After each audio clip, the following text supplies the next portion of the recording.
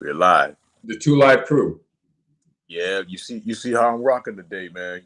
You see, I see you, baby. I see you. You got the Celtics on. You feeling they're gonna do it tonight? they have no choice but to do it tonight. If they don't do it tonight, then you What? know, Then what? then why pressure on you? Yeah, it's gonna What put pressure on. You know what? what? I wanted to do it tonight. I really wanted to do it tonight. I really wanted to do it tonight, but we know their past performances. And based on the past performance, what would we think is gonna happen? You know what?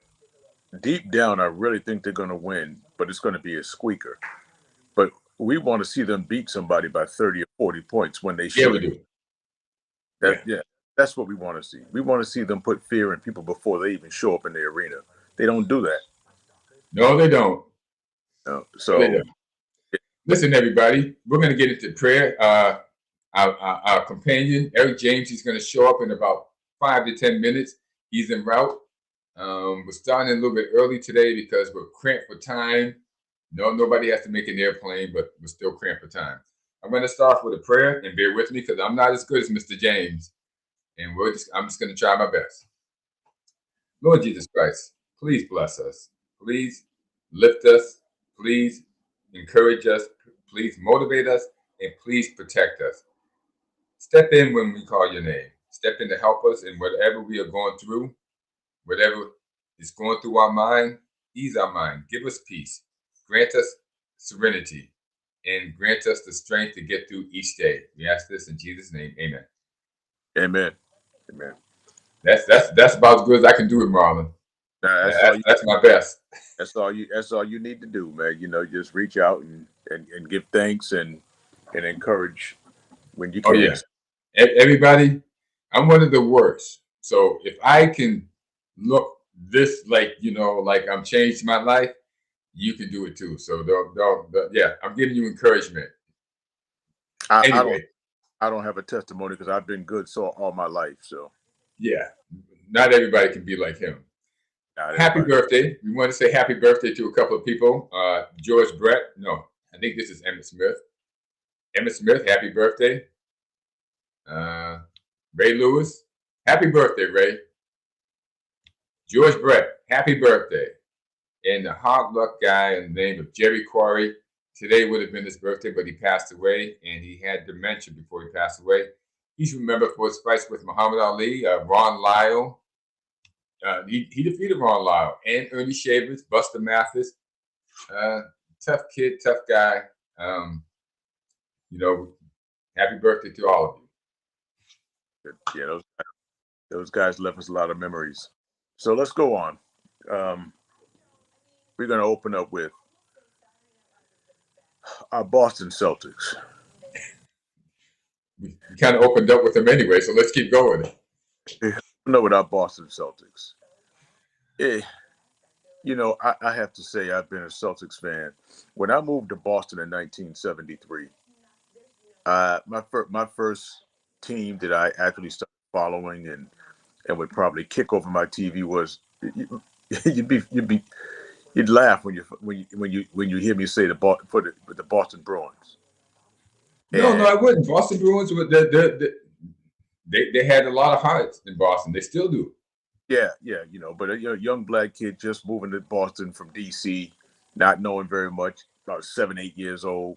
You know what I mean? Young kid, and that was the first team I watched. I mean, it's not like we didn't have the Celtics because they were winning They back were then, winners. but that just wasn't my first, affection. And then it went from the Bruins to the Red Sox. And, I saw Bucky Dent hit that doggone home run, and I remember Oh gosh. Oh yeah. kicking my room again. I That saw, that crushed our hearts. Bucky Dent. Bucky yeah, freaking Dent. yeah, Bucky Dent, and I saw Carl Yastrzemski hit his 3,000. I saw all those things, and then one day I picked the newspaper up back when you used to buy those things, they would get delivered to your house on a Sunday, and it's Right. and you're looking at it, and I open the newspaper, and I'm like, who's this guy, Larry Bird? There And you go. I'm like, this dude is ugly. He looks like a bird, you know, not knowing that he was going to give us 12 years of some real basketball.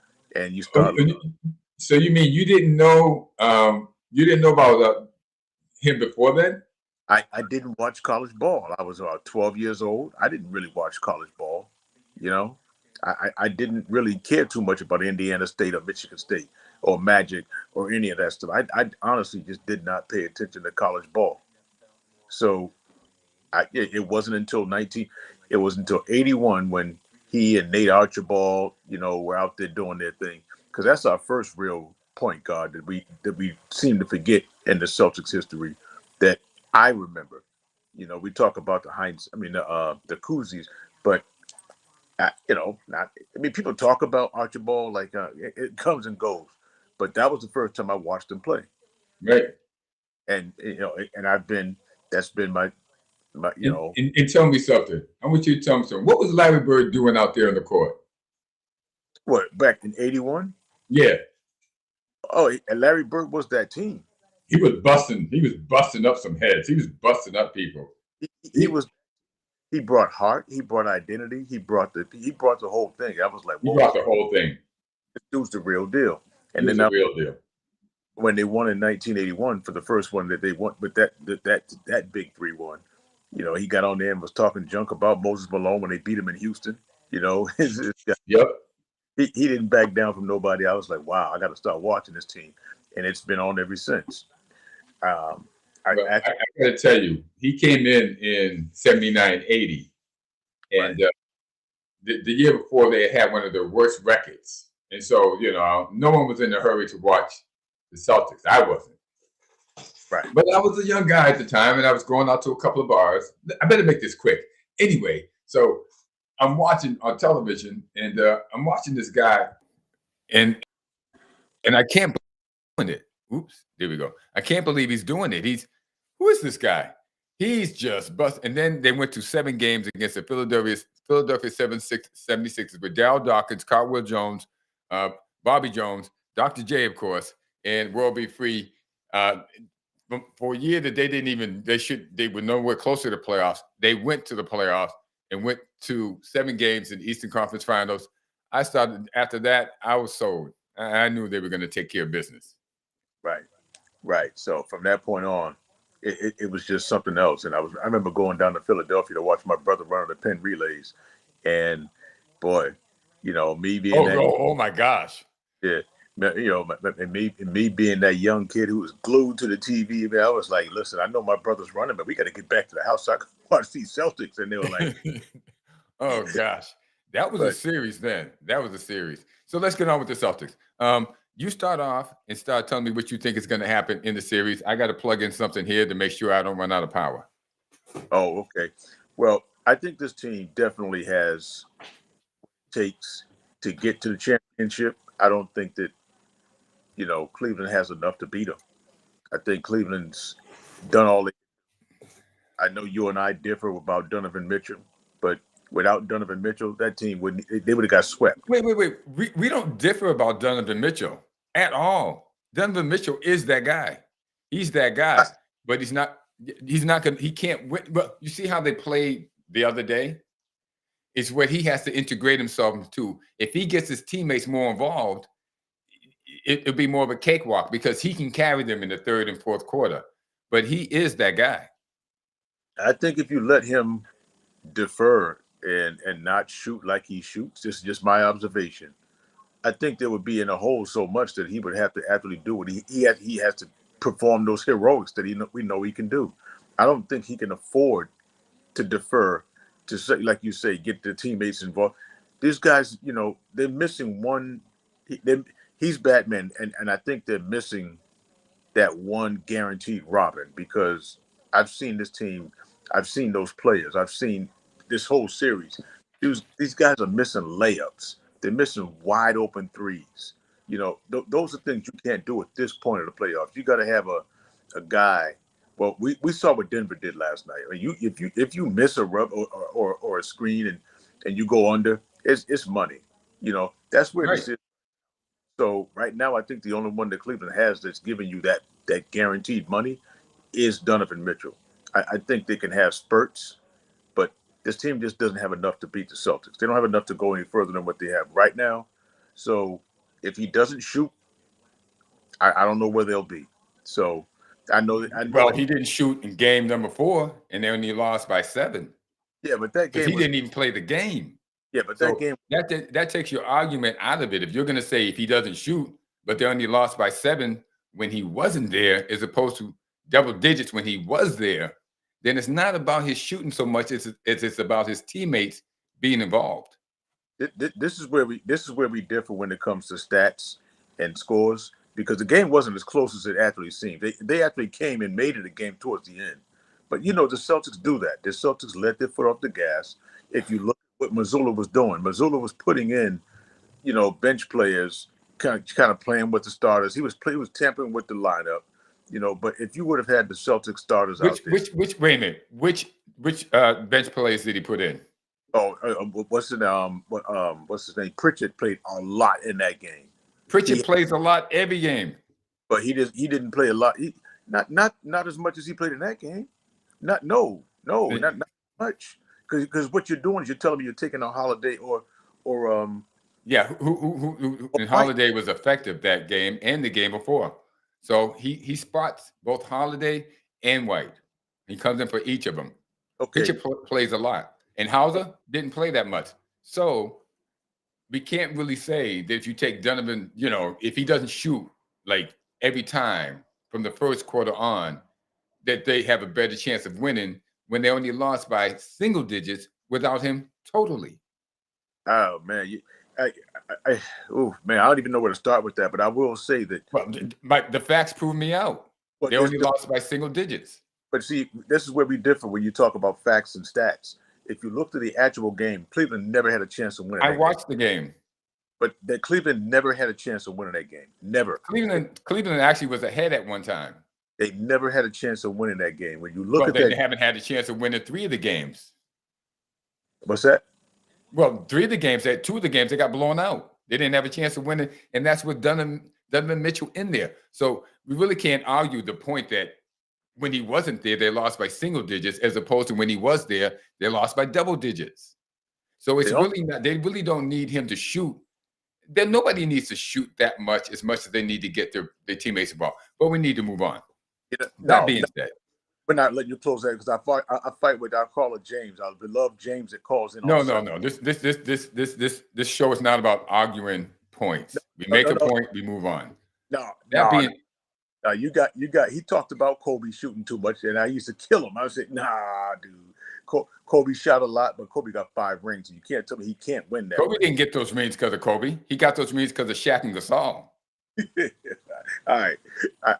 We'll go. You take those guys out of there, and Kobe's just a big guy, just another ball hog, which he was, a ball hog.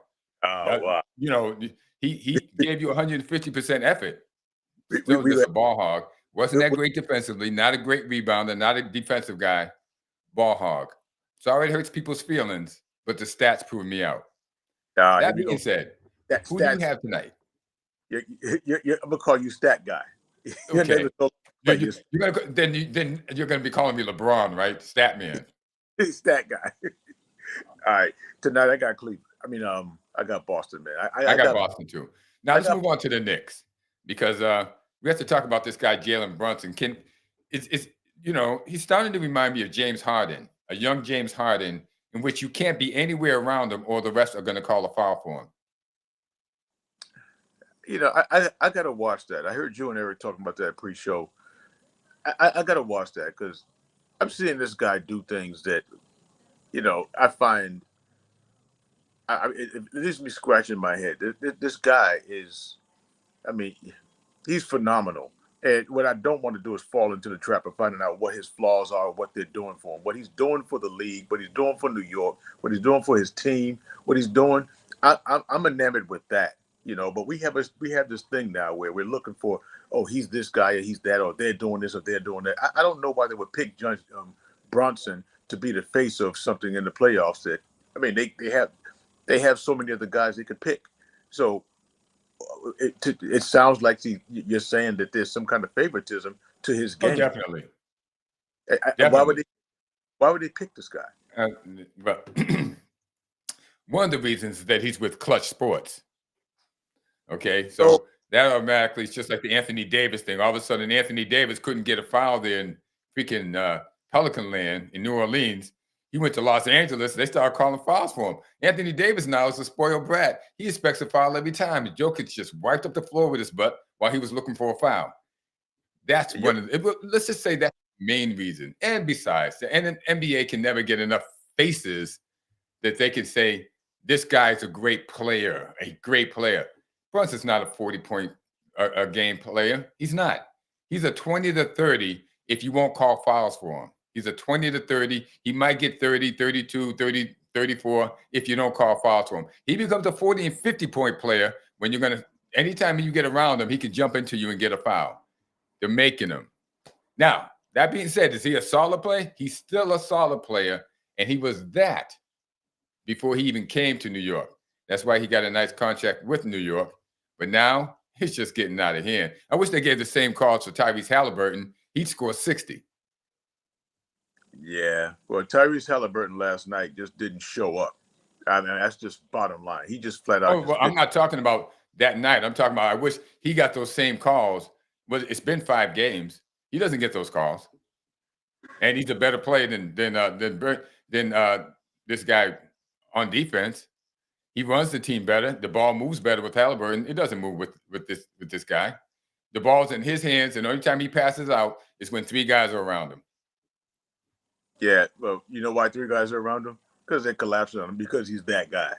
No, they collapse around him because he can't be touched. He's another LeBron. He's becoming another LeBron James bum, just like James Harden, just like Anthony Davis, a bunch of bums. And I personally, I'm tired of supporting these bums. I don't have any reason to support them. Some people want to support them. I can't figure out why they would support them if they can see that the refs are calling fouls for them. I mean, would these same people support them if they were doing the same for, let's see, Peyton Pritchard? They know they call him out. They say Peyton Pritchard's getting a lot of BS calls. But for some reason, James Harden, LeBron James, and the rest of them, people are comfortable with saying, well, you know, it's really not what you think it is. I mean, I got eyes. I got eyes. I just ain't watching something I ain't never seen before. I know who's getting a freaking call. This ain't too hard to tell. I'm not going to let it go either. I'm not going to say, hey, I don't see it. I'm not going to make excuses for it. I'm going to call it out for what it is. Favoritism, privilege. That's what he's getting. Hey, did you add Anthony Davis in there? Because every time I mentioned Anthony Davis in the past, man, you were like, "Oh, here we go again." I'm like, "Oh." That's only because you try to blame him for when LeBron screws up the game. It's Anthony Davis's fault. Anthony Davis is a really good player, but he's become a baby. I'm the best defensive player in the league, and he gets cooked by Jamal Murray in the last second shot. And freaking, they call it Jokic to use him as a punching board.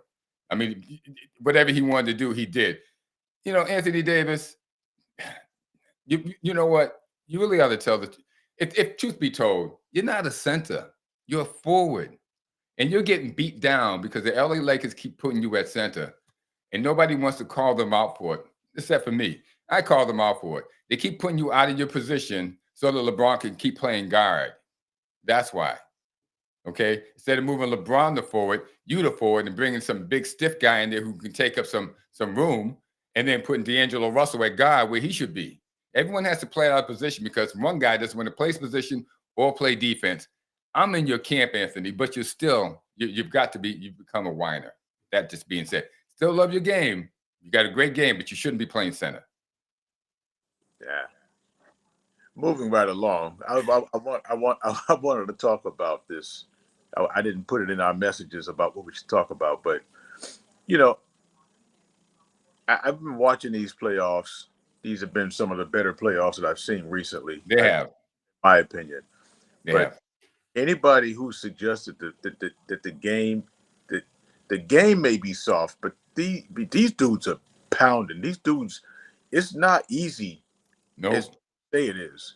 If you watch these games, these dudes, they may get calls that you didn't get back in the 80s. You know, you might have had the enforcers back in the 80s that we all know was banging, and you didn't bring that crap down here and stuff like that. But it ain't easy in the paint in this game. It's no. Elbows, man. I mean, shoulders into chests. I think Jason Tatum has surprised a lot of people with his power game. Oh, listen, him. What? Let's. Man, perfect segue into what the Celtics are doing this year. So, if you talk about Missoula making a like last year, he was thrusted into a position that he wasn't prepared to be in. But one of the things they're doing this year is they're pounding the ball down low.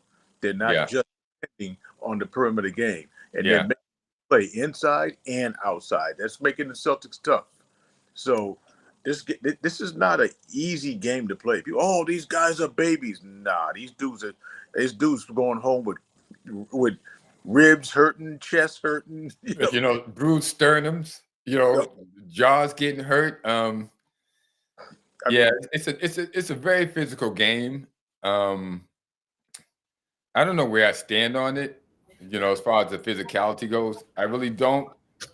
In some instances, I wish. I don't know. What are you gonna say? I don't see anybody bulldozing anyone like Shaq used to do. Well, you can't. I don't see that. So I guess I'm comfortable where it's at. Well, you can't now because everything's being reviewed, whether or not it's a flagrant 1, flagrant 2, everything. I mean, somebody's getting beat up in there. You need help? Okay. Clean up the camera. Yeah, but last night before the first half, they must have reviewed like 6 calls. It's crazy. I mean, so now if you step on somebody, we got to see whether or not he gave him space. If you charge somebody, well, wait a minute, did he dip his shoulder with malice intent? It's crazy. Hey, look here. We got Draymond Green as a sportscaster now. So if he can be a sportscaster and be the one that caused all this extra callings that go on, I mean, where does it end? Where does it end? Where do we start? Where does it end? Really hasn't been chastised for nothing he's done. And it seems to be okay that he's done it. Now he's on TV. Announcing to us what's going on and whether anybody's getting too physical or not too physical and what their course of action should be. It's the most ridiculous, insane thing I've ever seen in my life. He's actually not bad, guys. He's actually not bad. He's not bad. You see, here's what I'm talking about. This is what I'm talking about. When do we start calling it out for what it is? I understand that, but he's there to do what he does. Look at Charles Barkley. No. Let's just stay with Draymond Green. When do we start calling it out? Brutality. We've seen him stomp people, alligator wrestle them, choke them. And I got this guy here in the middle talking about he's really not that bad. No, his commentating of the game isn't that bad. But no, he shouldn't be commentating anything. He should not be put in front of us at all. They should find somebody who's respectable to put in front of us. Why do we take this? Why do we take this? Why don't we ever demand? I know me and Erica demanded more. I mean, but the majority of, let's just say, Black people do not demand a better spokesperson for them. A guy who chokes people out, steps on them, eye gouges them. Black people are not picking who's going to be in front of you on TNT. So let's not go down that road. No, I'm not talking about picking. They should demand more. Like me and Erica saying, they should demand more. They should demand a guy who doesn't do that to speak to them. They demanded more. They got the panel up there. They got representation. And now they're taking that and they're adding an extra layer and giving that. No, extra. We don't want that layer. Listen. My only point is this. Okay, if you've been convicted of a crime, and now you become part of the panel that talks of the crime that you've so egregiously committed, why is that okay? Why is it okay? You know what? I was about to say something that would have got me kicked off this panel right now. So, what? It happens all. It happens all the time. That don't make it right.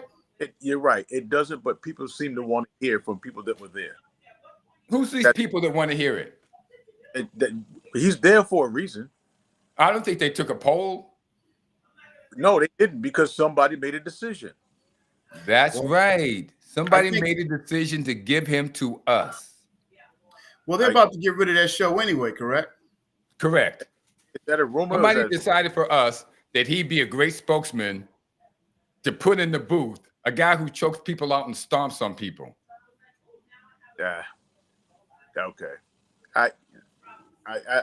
This isn't what we talked. This isn't where we started. It wasn't on the. It wasn't on the roster. Okay, so. then let's just move on. All right, let's move on.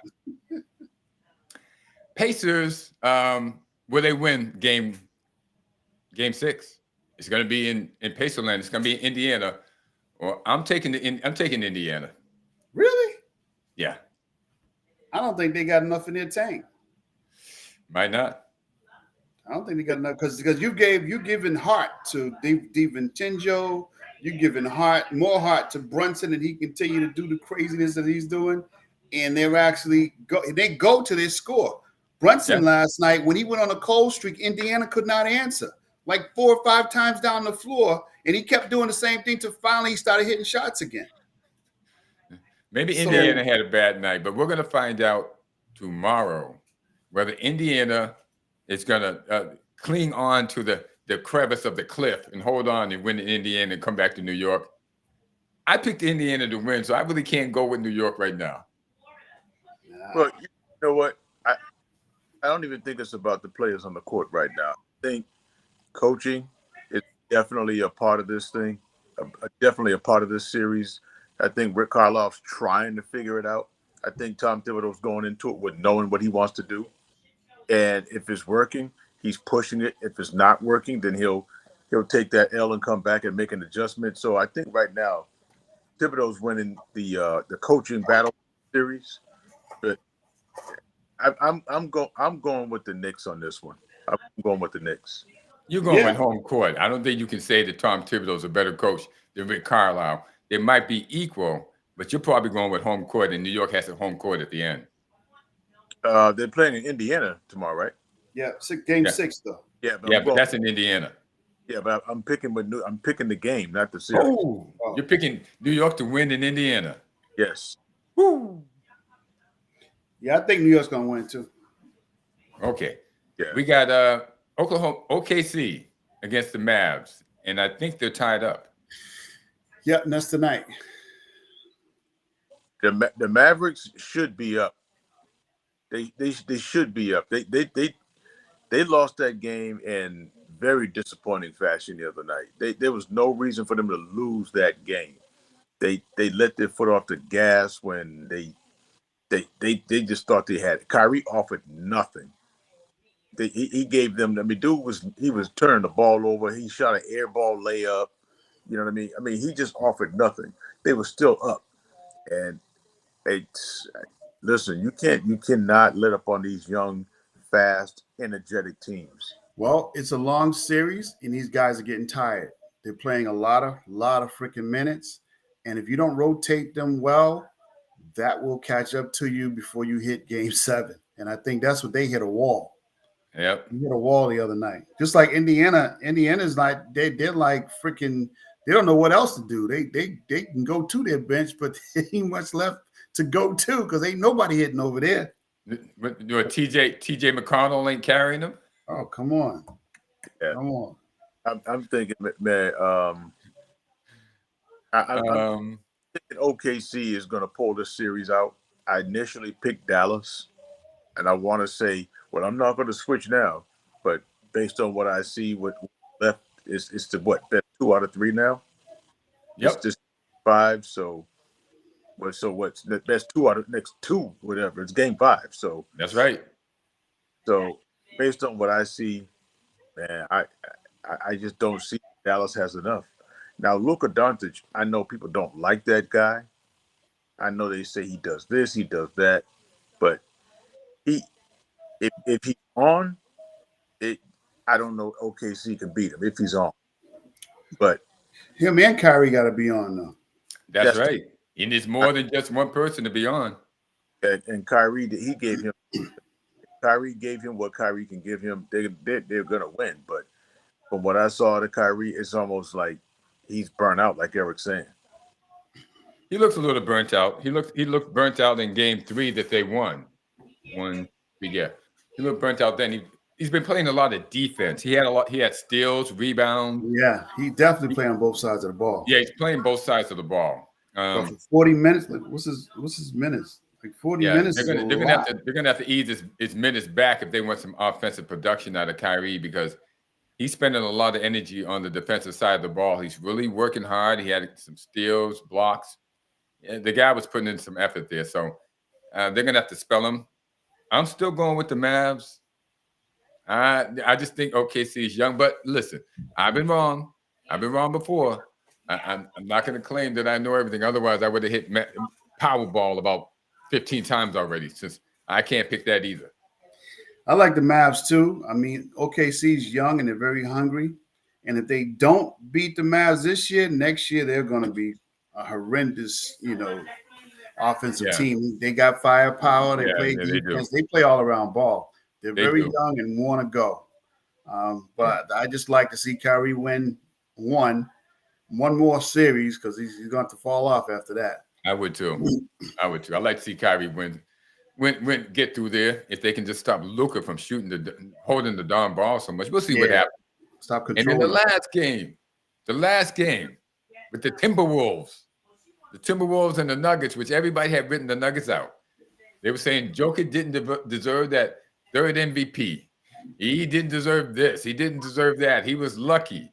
Timberwolves have shut him down. They're the best defensive team since the 2004 Detroit Pistons. Nobody's ever seen a defense like this. And Jokic went out on the night that he received the MVP, and he ripped him for 50 points. He ain't gonna do that every night. You don't have to do it every night. Joker. Again, this is where when you watch the game and you watch the impact that a player has on the game, he didn't have to do it every night. Last night, man, he just flat out just could not be stopped. And I'm sitting here watching the game, watching him play. How the heck is he doing it? He looks so slow. Next thing you know, he's running up the court because he just made a layup around the defensive player of the year. Then you're like, okay, he's not going to pull up right there. He's about 3 feet behind the 3-point line. And he pulls up. I'm like, what? Like, what do you do with this guy? He just doesn't. He makes Larry Bird look like Michael Jordan. That's what he makes it. He looks athletic. He had a fast break. Yeah, Larry Bird was a lot more coordinated than him. I get mad when people try to compare Larry Bird with Luka Doncic. I don't think there's any comparison there either. Jokic wanted to show all those people who had talked about him so badly that he couldn't do X, Y, and Z, and this and that, and he wouldn't take the shot at the end. He was tired of that crap, I think. And he just went out right from the beginning and started ripping them a new one. He didn't stop. He went up and down the court the whole time, ripping them a new one. He missed 7 points all night. He just 22. The dude had a fast break. He was at least the dude. He barely dunked the ball. Like this dude's got no athleticism. His legs are gone. But he's killing you. Listen, I was wrong. He only had 40 points. He was 15 for 22. He was 15 for 22, as Eric said. He only missed 7 shots, 2 for 3 from the 3-point line, 8 for 9 from free throws. He only had 7 rebounds and 13 assists, 2 steals, 1 block, and he was a plus 21 in the plus minus column. Yeah, he's unstoppable. I think he's got Minnesota's heart in his back pocket right now. Yeah, he does. He's got it in his hand right now. He's just deciding how much he wants to squeeze. Yeah, they have to ask him for their heart back, and he's like, "Yeah, get it." Well, Anthony Edwards was totally off last night. He only hit 5 of 15. Yeah, he had an off game. He was missing. He was thrashing, and he missed a layup that he should have easily just knocked. He was off. It was an off game. Maybe Jamal Murray got in his ear. Who knows? Jamal Murray got in his head. Yeah. So Jamal Murray got in his head because he got to learn what Jaylen Brown learned last night, last year getting beat by Jimmy Butler in the Miami Heat. You can have all this talent, but you're going to have to step up your work ethic, Anthony. You're going to have to be ready for these moments. And I got to tell you, this guy, Jamal Murray, he's ready for the moment. He likes killing people. Now, we don't talk about Jamal Murray because he's not as athletically gifted as any of most of the players that we know of. But I remember Jamal Murray, he came to Boston and he put a dagger in Boston scoring 40 points. And he was talking crap to him the whole time. This guy likes to put the dagger in, but he puts the time in. He puts the time in. He puts the time in. And this is what makes him so dangerous, is that he puts the time in. He keeps pushing himself. And that's what Anthony Edwards is going to learn this series once they lose to the Nuggets. That if he wants to beat Jamal Murray, he's going to have to take it to another level. You know, and going back to the face of the league and talking about whether or not Brunson's getting favorable calls or why they're picking him.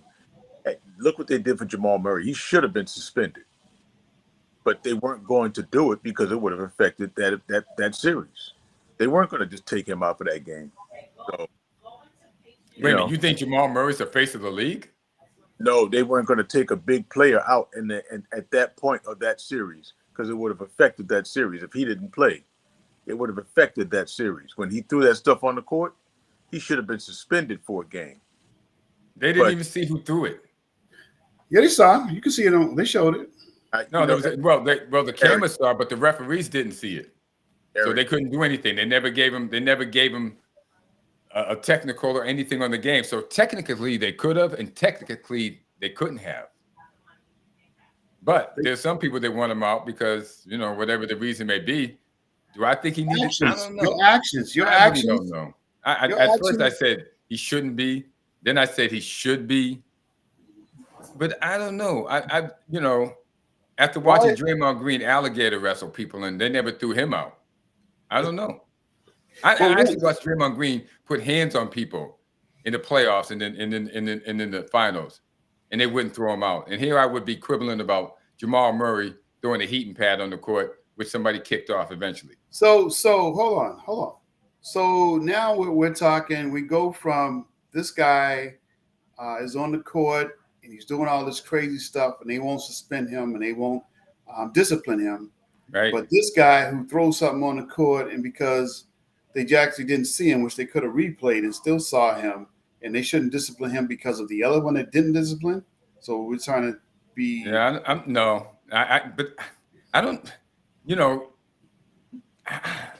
I'm conflicted in this one. I don't know. I think that's what's happening. That's what's happening to the referees. They're looking at stuff that they didn't push, or the league they didn't push to cause or give any punishment. So why should we do any punishment on this? Before you know it, guys are going to be getting their eyes plucked out, and it's not going to be a punishment unless you break a tooth.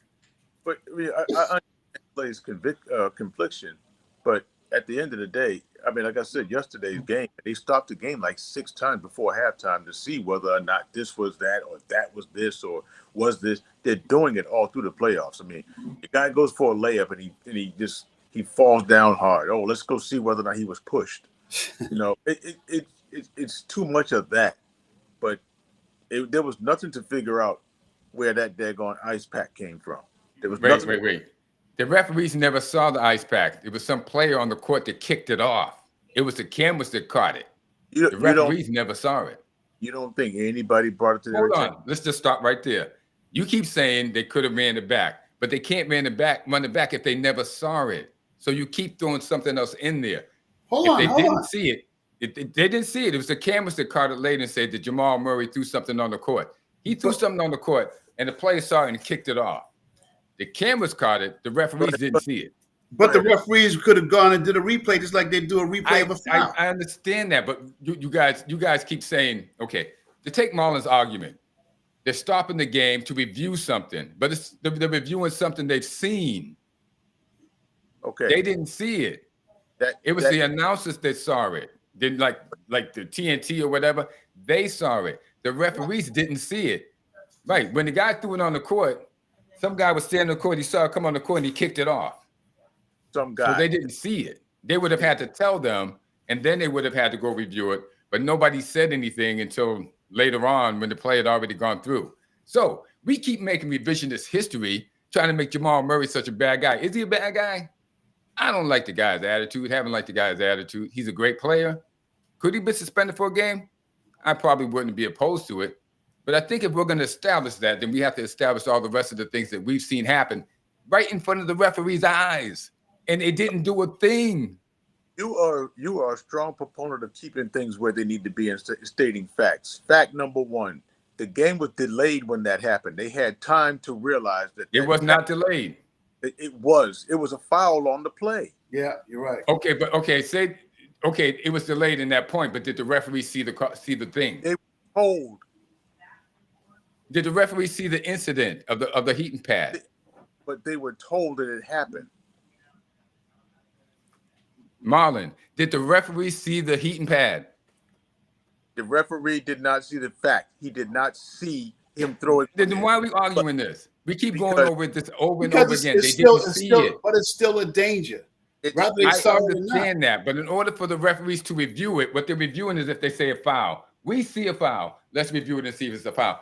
They didn't see it. It's what somebody else was saying. So they're not. When you want to hold them accountable, when you want to hold them accountable for something they didn't see, you're not being fair. For some reason, you got it in for Jamal Murray and not for Draymond Green. All right, let's move on. Let's move on from that because Draymond Green does it right in front of their eyes, and they don't do anything, and they see it. They see it. Clay, you're bringing up two totally different points. One point is back to it. We'd already discussed this. Well, hold on. We keep going back to it because you brought it up. I didn't bring it up. You did. We was talking about Murray, and you said just like Draymond Green. You went backwards. Because he brought up Jamal Murray. But we already talked about Jamal Murray earlier in this thing. But one of your major pet peeves is we don't compare one to the other. Let's stay right here. Here. You said that right here. And what I was saying is that they didn't see the play. I mean, it might have been.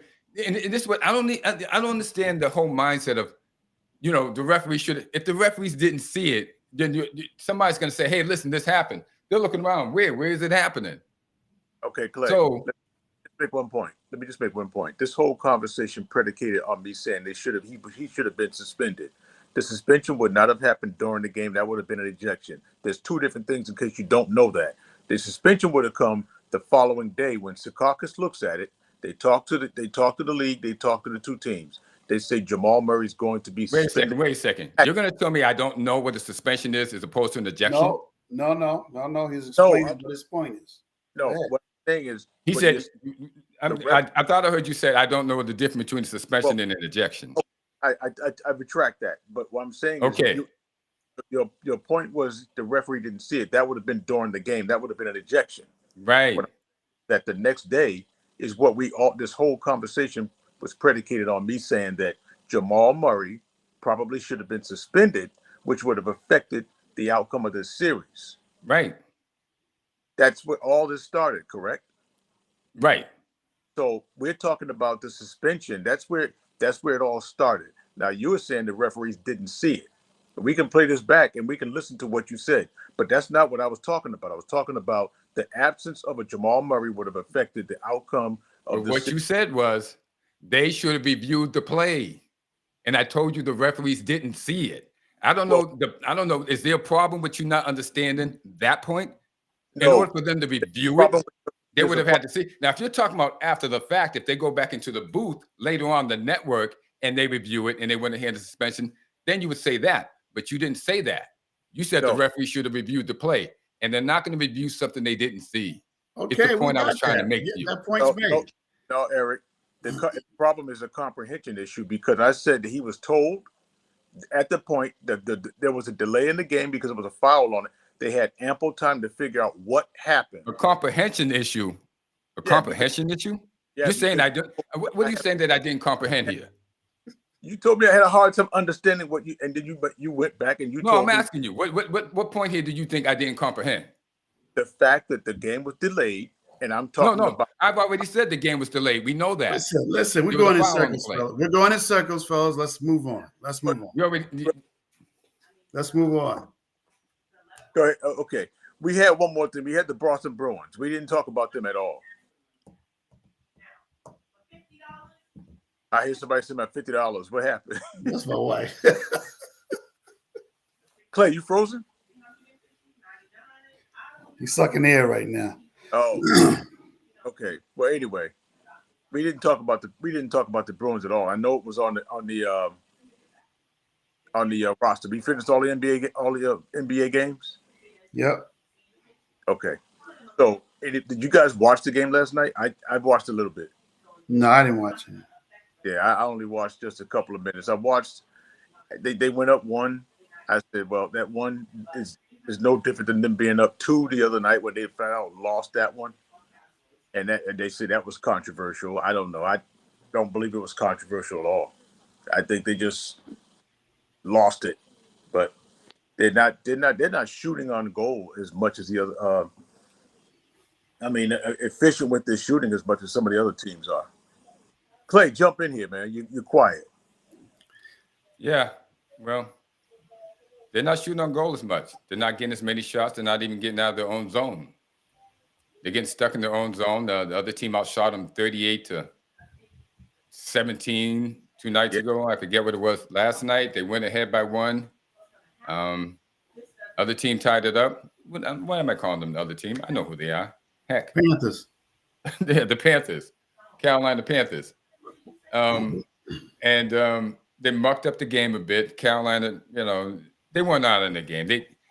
They had a chance to win, but they didn't have the urgency. They're up 3-1. They're playing in Boston TD Bank North, so the crowd is into it, and they didn't come ready to play. So they let themselves down. They did what the Celtics usually do. They played down to where the Bruins were instead of just going out there and taking care of them. And the Bruins managed to steal the game on a Charlie McAvoy score, which they claim could have been controversial because Charlie Coyne bumped into the goalie. But in all fairness, he was bumped into the goalie by the defenseman. So it could have gone either way. It didn't go the Panthers' way. They lost it, and they lost the game. Well, Bruins won through 2-1. So, a win is a win is a win, right? Either win is a win is a win. All right, cool. So they won the game. They're 3-2. Yeah, Going back to Carolina now. Going back to Florida now. They're going to go back to Florida and lose one, and come back to Boston and finish. No, they can't lose one. If they lose this one, they're out. Yeah, you're right. You got to win. But the thing about it is they got blown out in 2 games, and but the other games, the Bruins could easily be up 3-2. Yeah. No, they couldn't. They couldn't. You don't think they could have won game 4? Listen, they're lucky this team didn't come out with the same intensity and blow them out in this game. The Florida's a better team. They're going to come out with a different mindset tomorrow, and they're going to take care of business and send the Bruins home. Sorry, Bruins fans, I love you, but you were lucky with that 2-1. I think Florida was playing down, and you caught them on a flat. They beat you 6-2 and 6-1 the previous 2 games. Yeah, no, they're not going. They're going to put the hammer down on you tomorrow. Not enough offense, huh? I've seen a couple of breakaways. What the Bruins is missing is that one player that the goalie fears. There's someone the goalie's looking at this guy like I see it's a breakaway coming right at me, but he ain't gonna score. Yeah, they're missing that guy. They're missing that guy that the goalie fears when they see him coming. Who's their guy now? Pastrnak. He's the one that they're supposed to be the offense runs through, or at least that would be the biggest offensive threat. He's supposed to be, but he's not in the playoffs. And Marchand, he gets swallowed up in the playoffs, and he's out already. He got punched in the jaw the other night, and they wouldn't call a penalty. I don't know. Maybe that needs to be reviewed. Maybe they need the NBA review in hockey so they can go back and do something about it because it clearly shows him getting punched right on the ice, punched in the jaw. Yeah, but we will say that. The Bruins are not only losing this series, they're losing all the fights. Hey, this is the only sport where they can openly fight until the referees decide to come and break it up. That wasn't even an open fight. That was kind of like undercover. He acted like he was going to go give him a shove. He punched him in the jaw. Marchand went down, was laying there, and the ref was like looking around like he didn't see anything. And then they carted him off and everything. But this wasn't even in a fight. This was just like this Marchand was going. It looks to me like he was trying to get off the ice. Yeah, well, I mean, like how they have like players shift changes. Because it looks to me he was just going off to the edge of the ice, and the guy just came up and he put his first hand out here like this, like he was doing a push, but then he brought his right hand, wham, right to the jaw. Yeah, I saw the hit, and I was like, man, It's a barbaric sport. Let's just go ahead and just call it what it is. It's a barbaric sport, man. These guys are walking around with no front teeth for a real good reason. These guys, flying 10, 15 miles an hour, slamming your body against another guy who's not even looking sometimes. Yeah. Crazy, man. They're definitely the most underpaid, do the most work sport ever. Because you are hustling back and forth up and down that ice constantly. Yeah. Constantly. Taking hits, taking drops, taking your legs from under you, catching a puck every now and again or a stick. Oh my God. Yeah. I mean, it's debatable which is a more dangerous sport. Is it hockey or football? I think they're even. Yeah, because see, hockey, you can easily get caught off. You have to constantly keep your head on a swivel in hockey. Constantly. Yeah. Football, you might be able to take a play off here or two when you're on the field or whatever. You shouldn't, but you probably can. If you know the play's not going your way. Hockey, it doesn't matter. I mean, you wiped out anywhere. Well, between those two, it's debatable. But I think the most dangerous sport is boxing or MMA. Those guys get their brains scrambled. MMA by far, man. It's like cockfighting for humans. I don't even watch that stuff. I can't handle it. Yeah. I don't know. MMA is vicious now. I mean, in the here and now, but they don't have as many fights as boxers. And we have the Jerry Quarries, the Muhammad Ali's, a lot of boxers. Sugar Ray, not Sugar Ray Leonard, but Thomas Hearn. They don't have all their mental faculties. In the later years. So boxing is definitely a more dangerous sport, which is why I wanted to say a shout out to Jerry Quarry on his birthday, because those guys really give it. And at age 40, they could have dementia. And they call it punch drunk. After you get punched so many times, you're a mess. But for the MMA, I just watched a fight the other day with two ladies, and they was moving slow. And suddenly, she just kicks this girl right in the face and just knocks her totally out. Concussions, major problems. So now you're talking a major problem with those kicks and those sudden hits they get in the MMA. It's just not worth the pain and the long-term problems, man. I saw a fight where the ring was full of blood and two females fighting, and they just kept letting them fight. I'm like, I can't do this. What is this with females? We got to stop this female stuff. No more female fighting. I don't think females should be fighting. I'm going to say it. I'm going to say it. No, females should not be fighting in MMA or boxing. I'm going to say it. Okay. I'll take the heat. But ladies, it's just not ladylike. Hey, do you think they should be playing basketball? Yeah, in their own league, just like they're doing now. I don't know anybody wants to watch it. I hear a lot of people say they want to watch it, but I think between my two companions here, not one of them has ever paid to go to a WNBA game, even though they're proponents of the league. Man, they had the Caitlin Clark debut yesterday. Her debut was last night, wasn't it? It was last night, but guess what? I was saying this, man. You can not like it, but they're even going to show WNBA games on like the Disney Channel now. So the money that Caitlin Clark is bringing to the WNBA is helping out. That Clay says the NBA holding down the WNBA. Because they're going to lose money again this year, like they've done the previous other 20 years. And next year, Caitlin Clark's name won't even been mentioned. It was Sue Bird, then it was Diana Taurasi. You guys get shellacked by the same hype time after time after time. And 1 year after they're in the league, they're nobodies. Nobody pays to go see the WNBA. Because you know why? Because men pay to go see sports, and men are not going to pay to go see a subpar sport as compared to the WNBA. You guys don't even pay money to go see it.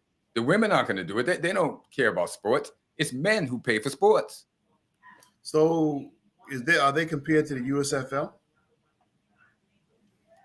Ain't nobody going to see them either. That's my point. When you can watch the NFL. You're making my point. You're making my point, guys. Listen, you guys. USFL. I mean, was that a combination between the XFL and another league that made the USFL? Is that what happened? It was a secondary football league. Yeah. So everybody that couldn't get into the NFL, they added another league. What was that Herschel Walker? Well, yeah, he was in there. He was a big name back then that made Right. it. That was there, but then he came back to the NFL, correct? Or which was the other way around? No, he went back to NFL. But he was toward the tail end of his career, and he was already broken down by then. Yeah, he was already broken down. It was a big name.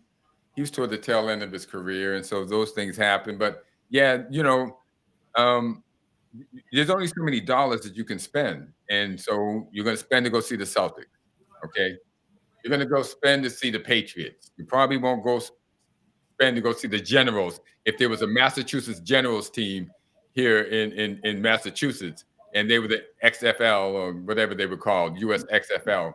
You're probably not going to spend money to go see them if you can go see the Patriots. If somebody gave you the tickets for free, you might go, but if you had to pay for them, probably not.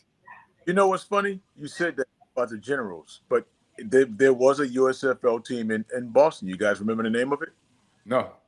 The Boston Breakers. They played at Nickerson Field. Yeah, right. Yeah, they had a USFL team in Boston. But I think we totally missed what's really happening is there's only so many months in a year.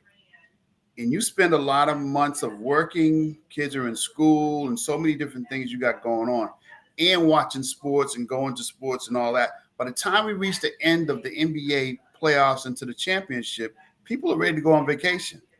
So they're not putting a whole lot of time into the baseball. You get some good series, and they'll go for the end of it towards the playoffs. But during the regular season, not even there. So never mind a USFL or a women's football team and other stuff. It's just that there's so many months in a year that people can put into this sports thing without having time to live their own life. Yeah, that's definitely a factor of trying to put that in people's lives. Because remember, even this, people have to want to see something. They want to watch it for a particular reason. Now they have to make time in their life in order to watch this. So there has to be a reason for them to do it. And when you're giving people a product, that's what they always worry about, a niche, trying to find a niche. Where they're going to find a niche, it's going to be very hard.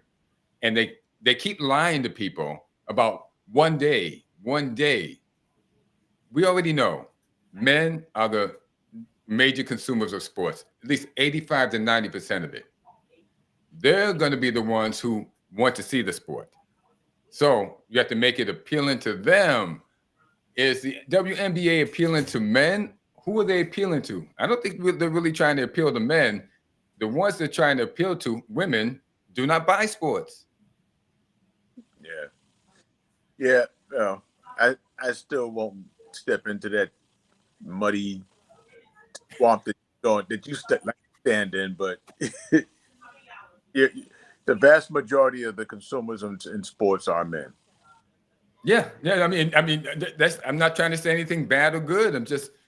That's who we are. We, for the European, it's soccer. For South America, it's soccer. For Australia, it's rugby. Those guys go crazy over rugby. England is rugby, all kinds, but it's men. Women go along for the fun and the good times, but they ain't paying no money for it unless they're gonna buy it for you for your birthday or something. But they really don't. They don't have the same thing, and so that's just it. They keep trying to pretend that it's something that it's not. That's the reason why it's never gonna make any money. But they won't. They want to keep telling you that if you don't spend any money, that you're sexist or something to that extent. And they're going to try to beat us over the head if it doesn't. We don't embrace Caitlin Clark a year later from now. It's going to be because of sexism, and it's really not. It's just it's wore off. It's gone as far as it's going to go, and men are going to turn back to watching Jalen Brunson get a foul rather than watch Caitlin Clark. All right, fellas, it's 12:34. Yeah, so you got some stuff going on. So everybody, their last remarks. What you got, Marlon? I'm gonna go ahead and I want to do this on record on this show.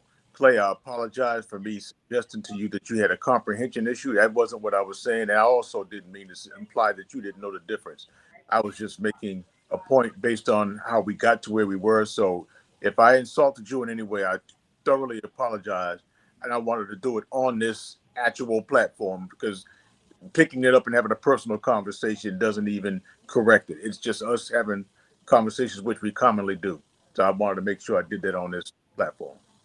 You know what? And ladies and gentlemen, I'm tired of this guy always beating me to the punch because I want to apologize to him first.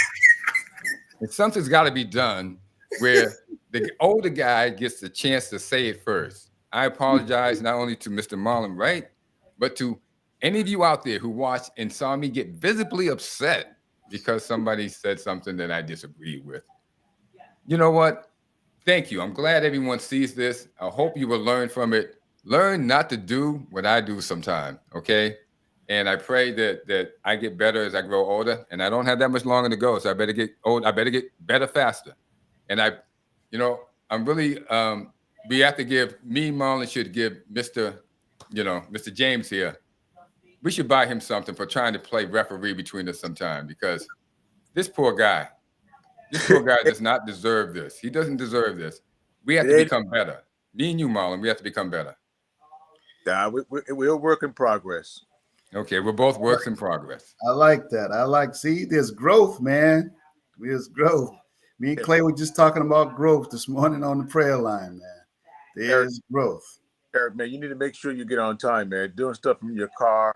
I don't know, man. I'm the only one that could do that. I know, man. I felt like you. When my guy called me. He was like, "Man, I got the inspectors coming up to my house. I need some plates put on some outlet covers, rah, rah, rah, rah." So I looked at the time. I said, "Look, I'm at the gym, just got to the gym." I said, "Well, I'm leaving right now." I left at 10, got to the gym at 10 o'clock, left at 10:15 to have to sit there and wait for his wife to come back from the store with the doggone things. And then the guy calls back and says, "Hey, just show me some pictures of him doing it." Show the pictures and what? Only thing you had to do that would have been more similar is if you pulled off to the side of the road and said, "I'm lost." I still remember that one. Whatever, man. But that's why we love you, man. You're authentic. Love you guys too, man. Truly. Listen, America, we appreciate you put it out there just the way you feel. You guys are great, man. Listen, Saturday, WEZE 590 AM. We want to see you guys, hear from you guys on 590 AM. WEZE, and go Celtics on tonight. We'll see if we can pull off Game 6. Game 6. Hey, God bless everybody, even you, Tiny Tim, if you're still around. Don't you guys remember that movie? The Christmas, whatever. You aging so? What was it? Ebenezer Scrooge, wasn't it? Well, anyway. I don't know. Gobble. And listen, everybody. I'm so happy. I don't know what to tell you. I got to go. I have to run. Thank you guys for being here. Thank you, Mr. Magic Marlon Wright and Mr. Referee Eric James. But this is where you resolve things. You get things out there and you resolve it and you say you're sorry. And I'm sorry. That's it. I'm sorry to all of you and to my two companions. Man, listen, that was fruitful to our audience. Man, they enjoy that. Hey, what's next? Wait a minute. Come back here. They should see us at lunch, having lunch together. All right, guys, we out. Wait. Hey, tell me if you can hear the music. Yeah, I can hear it. All right, great. We're out of here, guys. We're pressing the button. Saturday is it. Saturday's it. Come back for round 2 on Saturday. 9 a.m. to 10 a.m. 9 a.m. to 10 a.m. WEZE. Look it up. You can stream it. It's on the radio. And we're even better than we were today. But today we're kind of ragged because we're running. We'll be better. We'll be in shape come Saturday. All right. Later. All right. Peace, everybody.